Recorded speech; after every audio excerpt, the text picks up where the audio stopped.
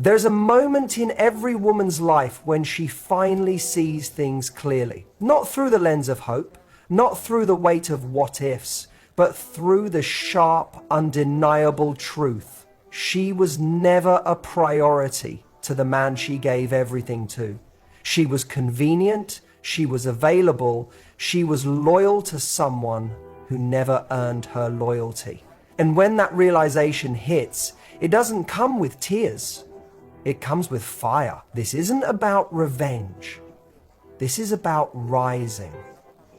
It's about stepping out of the shadows of his indecision and stepping into the strength of your own standards. If he treated you like an option, it's time he learns what it feels like to lose what he thought would always be there. Because when a woman who gave you her heart finally chooses herself, that is the most powerful.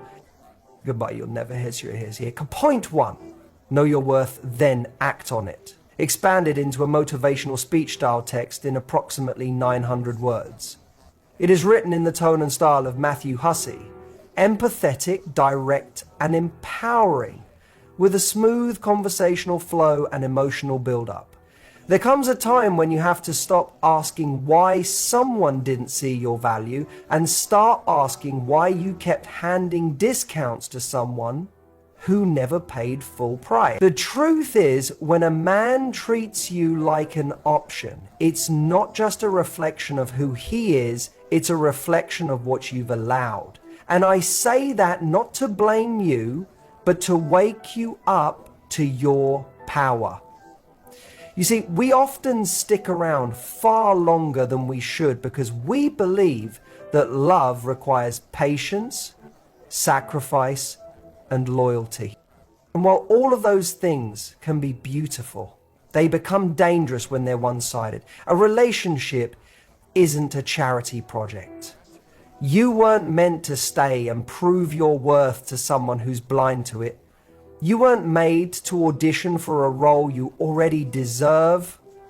But that's exactly what happens when we fall into the trap of wanting to be chosen so badly that we forget we get to choose too. When you love someone deeply, you start rationalizing the bare minimum. You call it giving him time. You call it understanding his fears. You call it waiting for him to be ready. But deep down, you know the truth. You know he's not confused. He's not too busy. He's not emotionally unavailable. He's just not showing up for you the way you need. And you're still giving him front row access to your heart. And that has to stop. Because every time you allow someone to treat you like you're replaceable, you reinforce the idea that you are. Every time you say it's okay, when it's not okay, you teach him that your boundaries are flexible, that your needs are optional, that your presence is a given. It's not. You are not a convenience store someone can walk into at midnight, take what they want, and leave without paying. You are a whole experience. You are depth. You are loyalty. You are the kind of woman who brings light into a man's life. And if he can't see that, that's not your cue to shine harder. That's your cue to walk. Because here's the thing, you can't force someone to value you. That has to come from them. But you can decide what you'll tolerate. You can decide what version of you they get access to. And when you know your worth, you stop begging for a seat at someone's table. You build your own table and you sit at it with dignity. Sometimes we fear walking away because we think it means giving up. But walking away from what depletes you isn't quitting, it's healing. It's reclaiming the parts of yourself you gave away, piece by piece, hoping he'd one day recognize the whole picture. You have to be your own confirmation. You have to be the one who says, I am enough, even when he treats you like you're not. Because once you anchor into your worth, you don't chase, you attract. You stop performing and start living. You stop explaining your value and start embodying it. And trust me, the shift is magnetic. The moment you stop trying to convince someone to love you, you give space for the right person to show up, the one who doesn't need convincing, the one who sees you clearly and steps forward without hesitation. But none of that can happen if you're still stuck waiting for a man to realize what he had while he had you. That realization, that's his journey. Your job is to be unavailable to anything less than what you deserve. And I know that's easier said than done. I know there are nights when you miss him, when the silence feels heavier than the disappointment, when the memories scream louder than your logic. But I also know this: every time you choose to stay away, you build a new version of yourself, one who no longer bends for breadcrumbs, one who doesn't trade her peace for someone else's comfort, one who finally stops apologizing for having standards. Because high standards don't scare off the right man, they eliminate the wrong one. You've done enough hoping, you've done enough waiting, now it's time to rise. Not with bitterness, but with clarity. Not with vengeance, but with vision. A vision for the kind of love that reciprocates, that commits, that doesn't need convincing to show up. So let him feel your absence. Let him sit in the silence where your support used to be. Let him wonder why the woman who once gave him everything is no longer chasing. That's not cruelty, that's accountability. You taught him how to treat you by what you allowed. Now teach him again by what you no longer tolerate. Because when a man treats you like an option, he's not afraid of losing you. And the only way he ever will be is when you walk away without looking back. That's not being cold. That's being clear. And when you finally act on your worth, you don't just make him feel your absence. You make space for the kind of love that never needed to be earned in the first place. Would you like to move on to key point 2 next, or begin formatting this one into 50 motivational paragraphs? There's a certain kind of silence that speaks louder than any argument ever could. It's the kind that comes when you no longer feel the need to prove your value to someone who couldn't recognize it in the first place. That silence isn't empty. It's full of self-respect. It's full of strength. And when you master the art of emotional detachment, that silence becomes your greatest power. We grow up believing that love means holding on. That if we just try a little harder, give a little more, they'll see what they're missing. But the truth is, the harder you try to hold on to someone who's undecided about you, the more you lose pieces of yourself. And the more you try to win their affection, the more you send a silent message that your love is for sale to the highest bidder, no matter how low the offer. That's not love. That's survival. That's desperation dressed up as devotion. The real power doesn't come from getting someone to stay. It comes from knowing when to walk away. It comes from understanding that if someone has to be convinced to choose you, they were never really choosing you in the first place. And once you embrace that truth, something in you shifts. You start seeing your energy as sacred, your time as currency, your heart as a privilege, not a prize to be won. Emotional detachment is not about being cold. It's not about pretending you don't care. It's about caring differently. It's about realizing that you can love someone and still let them go. That you can miss someone and still move forward. That you can grieve what could have been while still honoring what is. And what is no longer serves you. The moment you stop reacting to every missed call, every delayed text, every breadcrumb of attention, you reclaim control. You stop giving them the satisfaction of knowing they can still shake your world with the bare minimum. You stop waiting, you stop hoping, and you start healing. Because hope in the wrong place becomes a form of self-sabotage. You deserve someone who's sure about you. Someone who shows up with consistency, not confusion. Someone who doesn't need to lose you to realize your worth. And if the person you're dealing with isn't that someone, the most powerful thing you can do is detach. Not with anger, but with grace. Not to make them feel small, but to remind yourself that you are no longer available for emotional games. And yes, it hurts at first. Of course it does. You've invested time, love, energy. You've built stories in your head of what the future could look like. Bond. Pain is not your enemy, it's your guide. It tells you where the wounds are. It tells you what needs healing. And when you stop numbing it with fantasy, you start feeling your way back to truth. Your absence teaches him what your presence never could. You may think your constant giving, your forgiveness, your patience would one day make him realize how lucky he was. But it won't.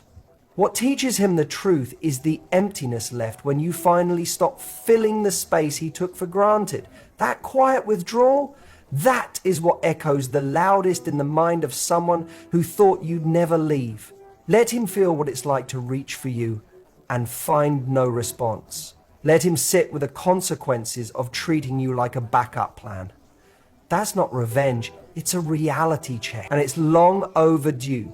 People don't change when you explain yourself better. They change when your actions create a void their comfort can't fill. That's the power of detachment. It doesn't scream, it doesn't plead, it doesn't beg for attention. It simply stops showing up. That's what breaks the cycle. And in that space, you'll find something you might have forgotten about. Yourself. The version of you that doesn't settle for half loves and mixed signals. The version of you that laughs without checking who's watching. That dreams without shrinking.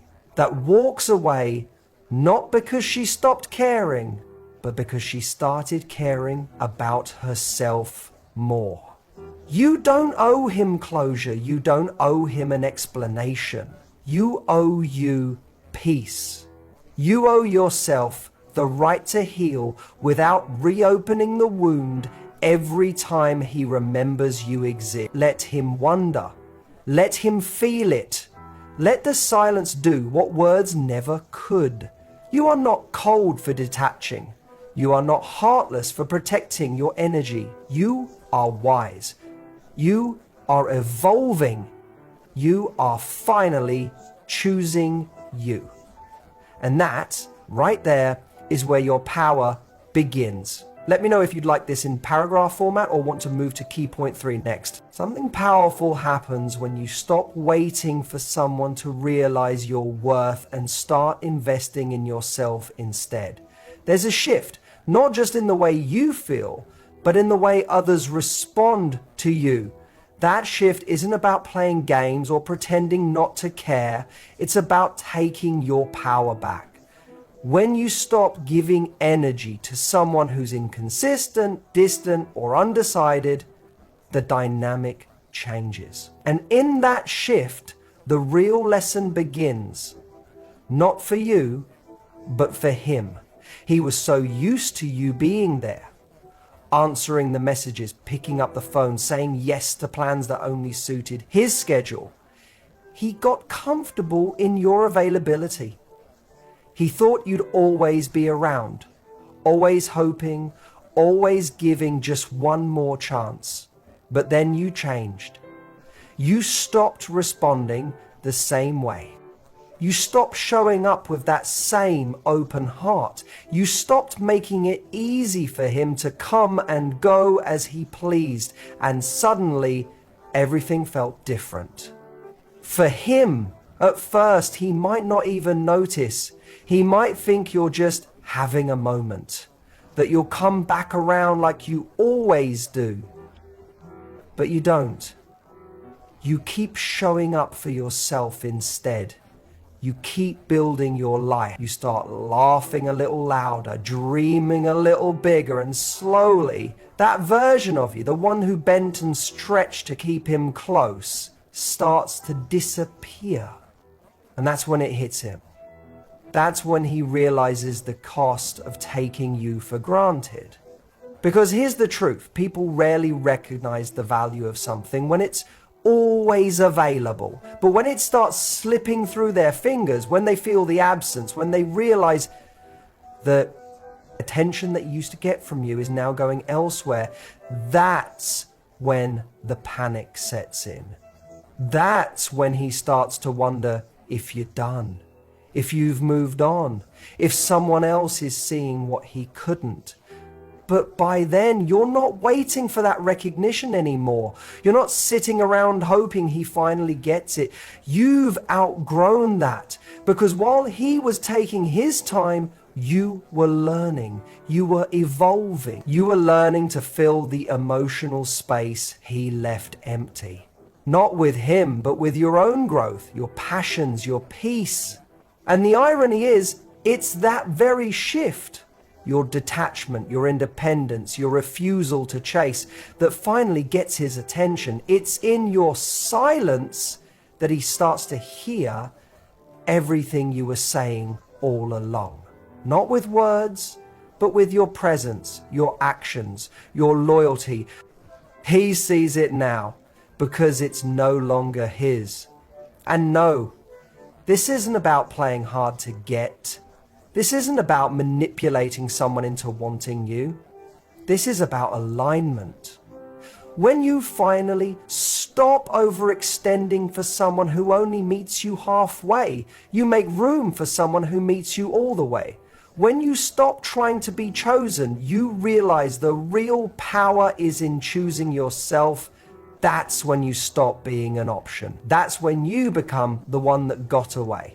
And yes, maybe he starts calling more. Maybe he shows up with apologies or sudden bursts of attention. But you've changed now. You don't respond to words the way you used to. You respond to patterns, to consistency, to effort that doesn't come with an expiration date. Because you've seen the difference between someone who's scared of losing you and someone who truly values you. And when you've done the work, when you've poured back into yourself, you don't settle for the illusion of effort. You hold out for the real thing, or you hold on to your peace. Either way, you win. It's in that dynamic shift when he finally feels your absence that he's forced to face a truth he avoided for so long. You were never too much. You were just too real for someone who didn't know how to receive it. And now he has to live with the weight of knowing he lost someone who would have done anything for him because he didn't know how to show up when it mattered. That's the lesson. It's not about making him suffer. It's about letting the natural consequences of his behavior catch up to him. You don't need to yell. You don't need to post cryptic quotes. You don't need to prove that you've moved on. You just need to actually move on quietly, fully, without leaving breadcrumbs behind for him to follow. And in doing so, you shift the entire narrative. You go from the woman who waited to the woman who walked, from the one who held on to the one who healed. And maybe one day he'll look back and realize what he had. Maybe he'll wish he had done things differently. But by then, you'll be too far gone. Not out of bitterness, but out of growth. Because the most powerful realization isn't when he finally understands your value. It's when you no longer need him too. There's something incredibly freeing about deciding that you don't need closure from someone who treated you like a temporary option. For the longest time, you may have waited for that one final conversation, that one apology, that one moment of clarity where he finally explains why he could love you the way you deserved. But the truth is, you don't need any of that. Closure isn't something you're given. It's something you create. It happens the moment you stop chasing it. You see, we get so wrapped up in the idea of needing answers. We think that if he just told us why, if he just admitted he was wrong, if he just said the right words, then maybe we could finally let go. But that kind of closure is a trap. Because even if you got every explanation you think you need, it still wouldn't change what he did. It wouldn't undo the nights you cried yourself to sleep, the moments you doubted your worth, or the times you gave more than you ever got in return. Closure doesn't come from hearing his side. It comes from trusting your own. It comes from looking at everything you endured and deciding you don't want to keep reliving it. You don't want to keep replaying conversations in your head, hoping to find a different outcome. You don't want to keep waiting for him to acknowledge the pain he caused when he's already shown you, through his silence, through his actions, that he doesn't value your heart the way he should. You don't need to understand why someone failed to love you. You just need to recognize that you deserve someone who doesn't. It takes strength to walk away, but it takes even more strength to stay away, especially when your heart still lingers in the past.